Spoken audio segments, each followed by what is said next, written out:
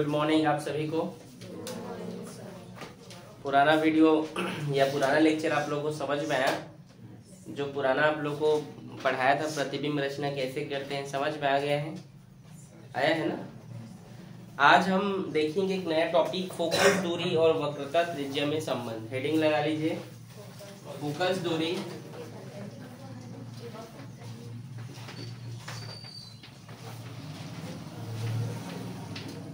और वक्रता त्रिज्या में संबंध। ठीक है, फोकस दूरी और वक्रता त्रिज्या में संबंध। ठीक है, तो देखिए फोकस दूरी और वक्रता त्रिज्या में आपको क्या बताना है? संबंध बताना है। मतलब आपको ये वैल्यू प्रूफ करना है एफ आर बाई, मतलब जो फोकस यहाँ पे आपको प्रूफ करना है F equals to R by 2। ठीक है, समझ में आ रहा है? तो यहाँ पे इसको प्रूफ करने के दो तरीके होते हैं, उत्तल दर्पण से और अवतल दर्पण से। ठीक है, आ रहा है समझ में? ठीक है, मतलब यहाँ पर जो फोकस है वो क्या है? उसके त्रिज्या की यहाँ पर क्या है? आधी है। ठीक है, वक्रता त्रिज्या की क्या है? आधी होती है। फोकस क्या होती है? वक्रता त्रिज्या की आधी होती है। तो इसको दो तरीके से बनाते हैं, एक तरीका है अवतल दर्पण से और दूसरा तरीका है, मैं आपको यहाँ पे अवतल दर्पण वाला बता रहा हूँ, उत्तल दर्पण वाला आपके लिए होमवर्क है। ठीक है, आप लोग करके आइएगा, अगर नहीं समझ में आएगा तो मैं फिर आपको बताऊंगा। ठीक है, लेकिन एक बार ट्राई करना। ठीक है, चलिए सबसे पहले दर्पण बनाते हैं।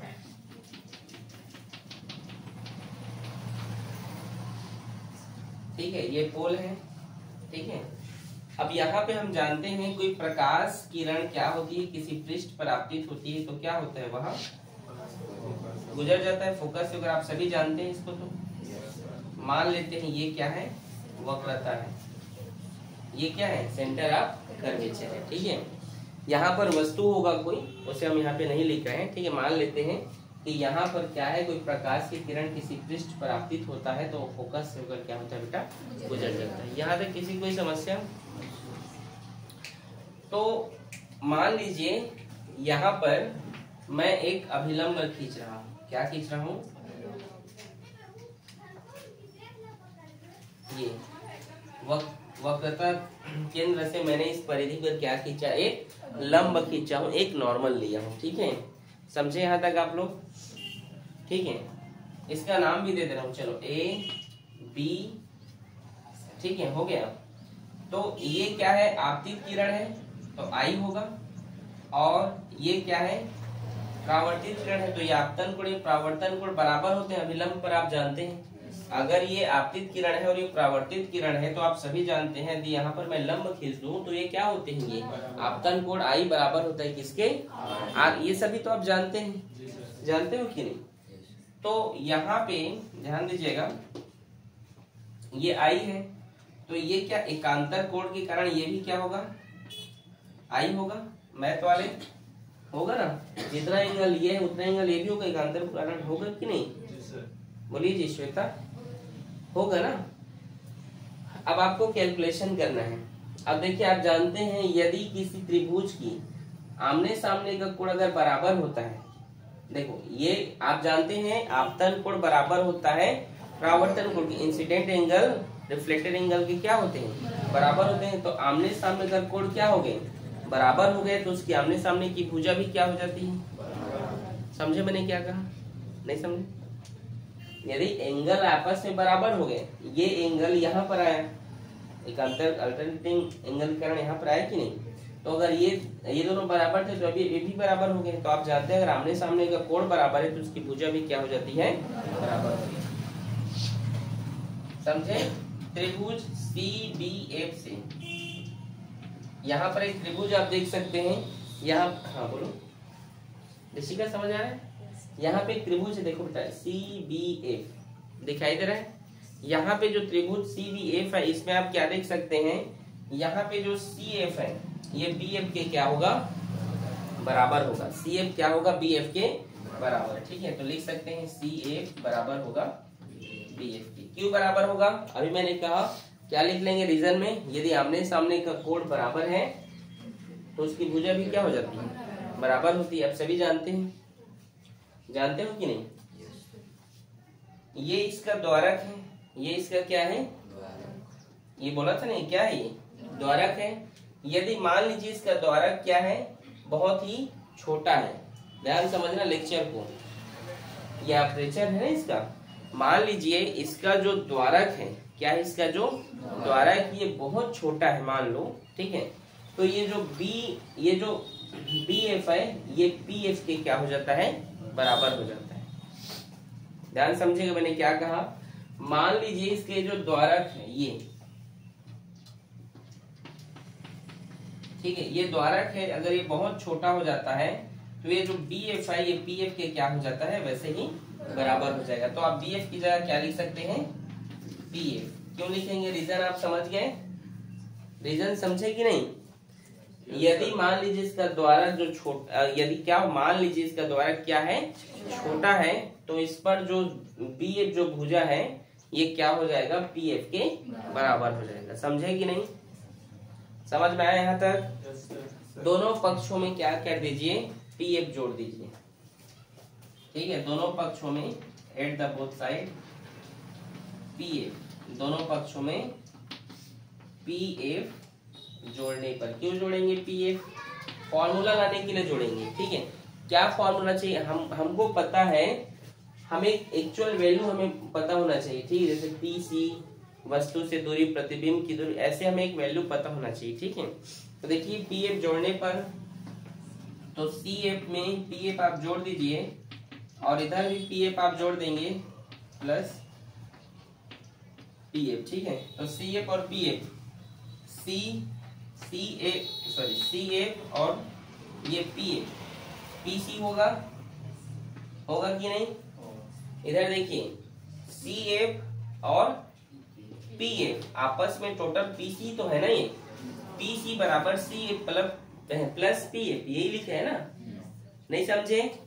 ये जो CF प्लस PF को जोड़ोगे तो PC आएगा, कैसे, ये देखो CF और क्या है PF, तो भैया तो यहाँ तक की दूरी है वो तो, और यहाँ पे 2PF हुआ कि नहीं? PC क्या है बताइए, PC क्या है, बोलिए, R है ना, आपको मैं लिखवाया था ना इसके पिछले वीडियो में, PC क्या है, R है, ठीक है। तो यहाँ पे आप क्या लिख सकते हैं, R। और आप देख P से C की ओर जा रहे हैं, आपतित कोण है कि मतलब वो आपतित कोण की दिशा में है कि उसके विपरीत है, अपोजिट है कि उसके साइड में है, अपोजिट है, तो क्या होगा, माइनस, ठीक है, इक्वल्स टू 2 और P से F, तो P से F क्या होगा यहाँ पे बताइए,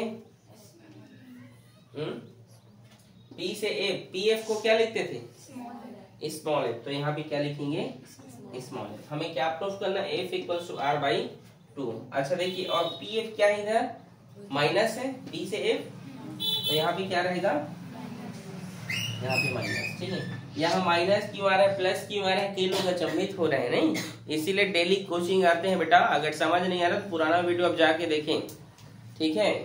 माइनस से माइनस कैंसिल होगा, F इक्वल्स टू, ये तो इधर गुणा में है, इधर गया तो भाग में, यही हमें प्रूफ करना था, प्रूफ हो गया। समझे, इजी है, नोट करो।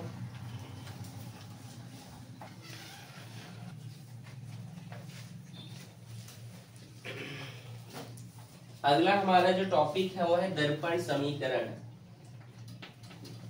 दर्पण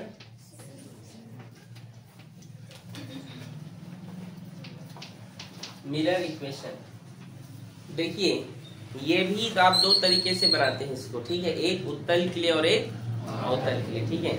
इसका जो फॉर्मूला होता है वो होता है 1/f equals to 1/u plus 1/v, ये होता है दर्पण समीकरण, बहुत इंपॉर्टेंट है। मैं अवतल के लिए बना रहा हूँ, इसके लिए आपके लिए उत्तल बनाकर लाएंगे, आपके लिए होमवर्क है ये, ठीक है। अगर नहीं बनेगा तो मुझे बताना। पेपर में पूछता है, परीक्षा में कैसे पूछता है वो, कि दर्पण समीकरण, एक गोलीय दर्पण के लिए दर्पण समीकरण ज्ञात कीजिए। ठीक है, तो आप कुछ भी बना सकते हैं। अगर आपको उत्तल बनाना है तो आप उत्तल बनाइए, अवतल बनाना है आपको। लेकिन अगर उसने पर्टिकुलर पूछा कि आप जो है दर्पण समीकरण बनाइए, लेकिन किसकी सहायता से, अवतल दर्पण की, अवतल दर्पण से आप सिद्ध कीजिए दर्पण समीकरण को, तो आप जो है बाध्य हो गए वहां पर।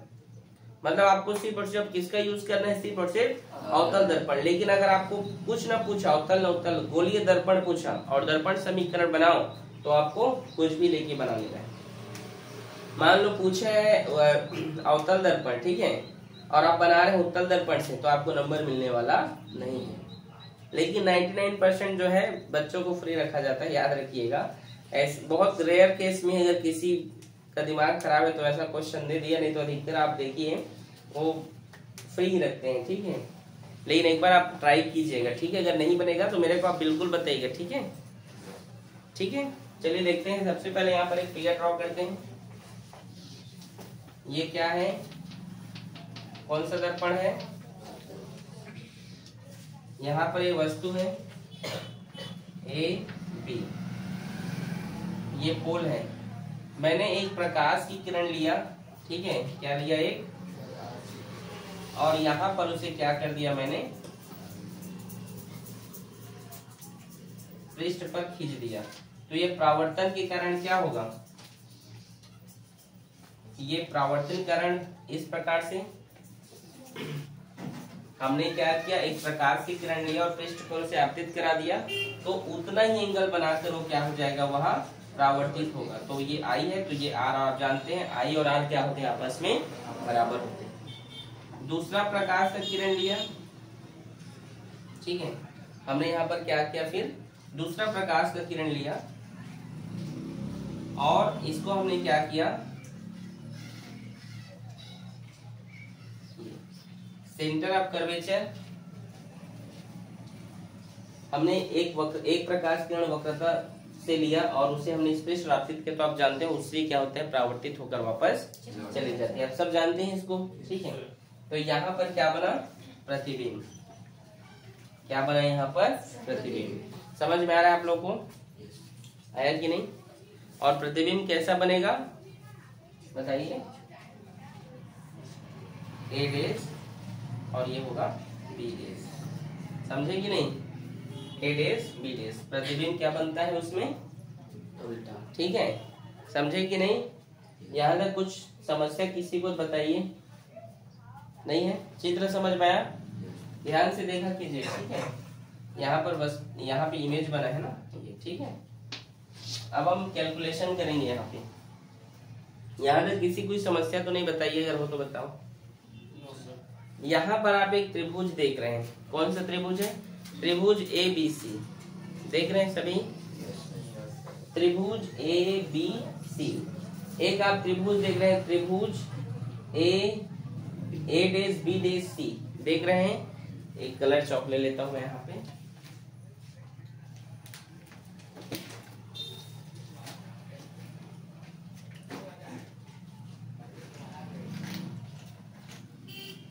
तो यहाँ पे आप देखिए त्रिभुज ए बी सी, ये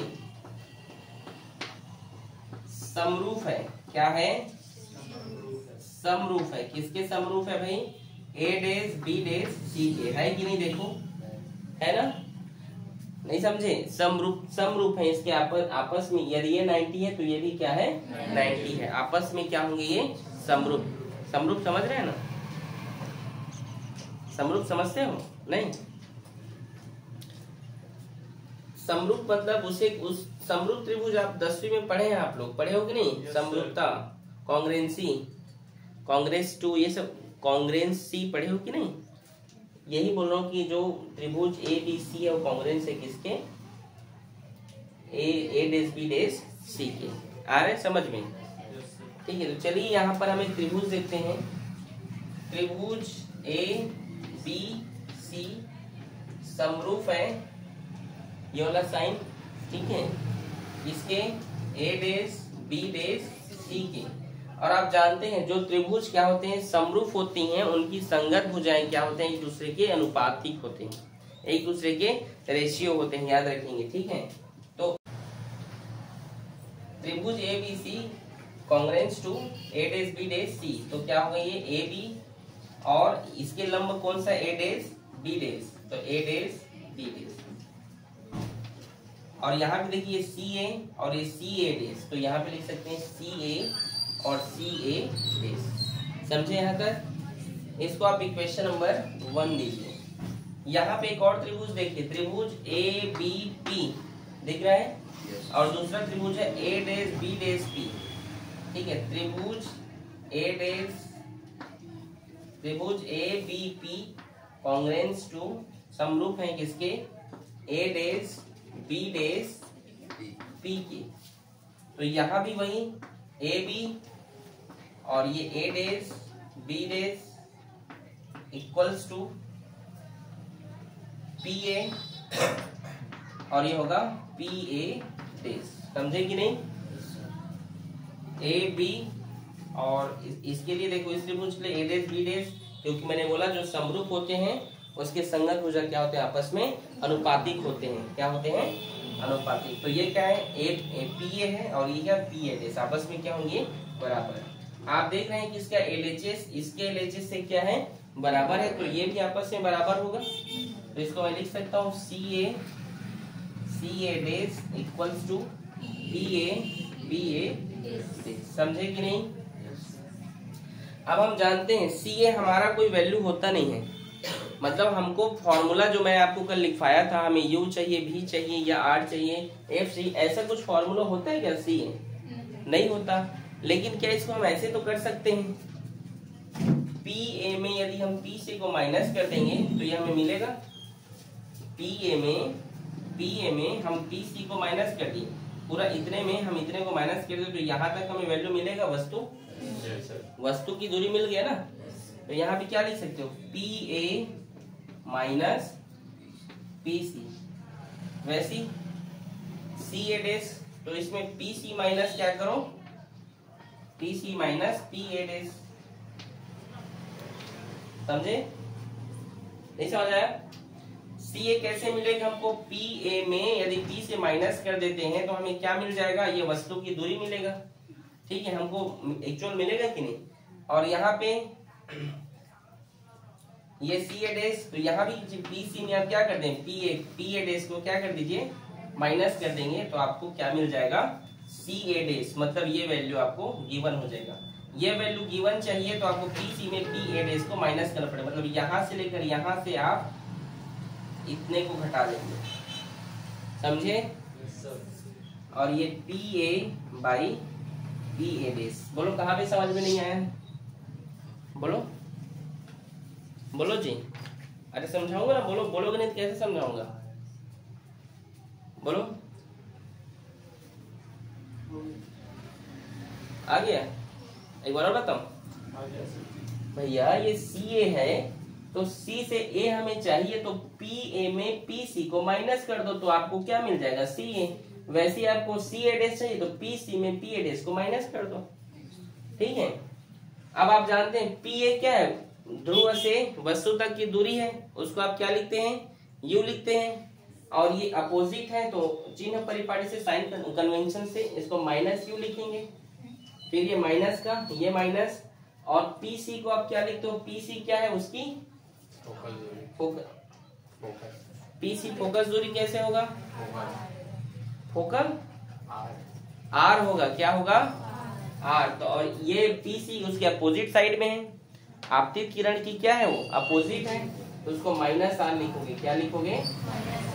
वैसे पी सी को क्या लिखोगे, माइनस आर, फिर माइनस पी ए डेश, वो प्रतिबिंब है, पी ए डेश क्या है, तो ये माइनस का माइनस और उसको माइनस भी। पी ए क्या है, वस्तु से दूरी है यू, और पी ए डेश क्या है, भी माइनस भी। समझे कि नहीं यहाँ तक? अच्छा, पी ये भी माइनस होगा ना वस्तु से दूरी। समझे कि नहीं? नहीं समझे ऋषिका? आप आगे देखिए, minus you minus minus plus, और r को हम अभी आपने एक फॉर्मूला में देखा है कि f इक्वल्स टू r/2 देखे हो। तो r का मान चाहिए तो r इक्वल्स टू 2f भी तो लिख सकते हो, लिख सकते हो।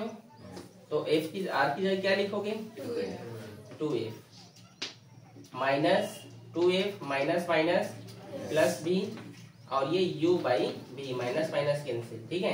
क्रॉस मल्टीप्लाई करेंगे तो माइनस u भी प्लस 2v/f, और ये होगा माइनस 2u माइनस 2u/f, और ये प्लस u भी, समझे। माइनस u भी उधर गया, माइनस u भी इधर गया, तो देखो ये भी u भी है, इसके साथ जुड़ के वो क्या होगा 2u भी होगा। उसके बाद ये ध्यान दीजिएगा, ये तो उधर चला गया। अब यहाँ पे ये 2v/f है, 2v/f, और ये माइनस 2u/f बराबर किधर आएगा तो प्लस 2u/f होगा, समझे कि नहीं। माइनस u भी बराबर के उस साइड गया तो ये u भी और ये u भी 2u भी हुआ, और ये माइनस 2u/f माइनस में बराबर किधर आएगा तो प्लस में 2u/f होगा। ये 2 कॉमन है तो कैंसिल हो जाएगा, ये 2 और 2 कॉमन होके 2 होगा, और इस 2 से कैंसिल हो जाएगा वो। अब क्या करें, दोनों पक्षों में u/f का भाग करने पर, क्या करने पर, भाग करने पर, तो क्या होगा वो होगा u/f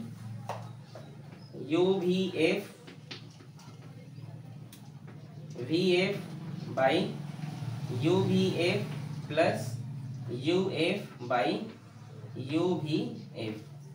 देखिए u भी कैंसिल, vf ये vf कैंसिल, uf ये u और ये कैंसिल। तो यहाँ पे ऊपर में कुछ नहीं बचा तो 1 बचा, नीचे में f बचा, ऊपर में 1 और नीचे में u, प्लस ऊपर में 1 नीचे में v। यही दर्पण का क्या है, दर्पण समीकरण का सूत्र है, लेकिन किसके लिए, अवतल दर्पण के लिए, ठीक है। ये बहुत इजी है कि नहीं, है ना। कुछ पूछना है यहीं पर, नोट करो। अगला जो सबसे महत्वपूर्ण है वो है रैखिक आवर्धन।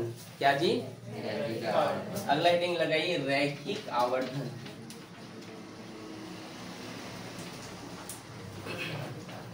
रैखिक आवर्धन जिसको इंग्लिश में कहा जाता है लीनियर मैग्निफिकेशन, ठीक है। तो इसको हम स्मॉल m से रिप्रेजेंट करते हैं। इसका सूत्र होता है I/O। इसका अर्थ क्या हुआ, I/O। इसका अर्थ हो गया है कि दर्पण में बने प्रतिबिंब, दर्पण में बना प्रतिबिंब की लंबाई, दर्पण में बने प्रतिबिंब की लंबाई वस्तु की लंबाई के अनुपात के क्या होते हैं, वस्तु के अनुपात को क्या कहते हैं, रैखिक आवर्धन। दर्पण में बने प्रतिबिंब की लंबाई तथा वस्तु की लंबाई, दर्पण में बने प्रतिबिंब की लंबाई और वस्तु की लंबाई को क्या कहते हैं, वस्तु की लंबाई के अनुपात को रैखिक आवर्धन कहते हैं, ठीक है। यहाँ पर जो अभी मैं चित्र बनाया था उसमें आप देख लीजिएगा, ठीक है। एम जो प्रतिबिंब है उसको हम बी से रिप्रेजेंट करते हैं और ओ को यू से करते हैं कि नहीं। ये है आपके अवतल के लिए। अगर आपको उत्तल के लिए पूछा जाएगा तो आप उत्तल का तो बनाएंगे, मैंने अवतल का बनाया है, उत्तल का बना के लाना। तो ये होता है M minus B by U, इसमें माइनस हो जाता है, ठीक है। बाकी ये आप बना लीजिएगा। रैखिक आवर्धन का परिभाषा पूछेगा, क्या है रैखिक आवर्धन, तो मैंने कहा किसी दर्पण में बने प्रतिबिंब की लंबाई और वस्तु की लंबाई के अनुपात को क्या कहते हैं, रैखिक आवर्धन कहते हैं, ठीक है। इजी है। ये हमारा लेक्चर कंप्लीट होता है। आपका परावर्तन ये जो टॉपिक है, जो खंड ए है वो खत्म हो गया। इसके बाद खंड बी है अपवर्तन। लेकिन अगर आपको उत्तल दर्पण का समीकरण समझ में ना आए तो आप मुझे बताइएगा, ठीक है। Yes sir. ओके।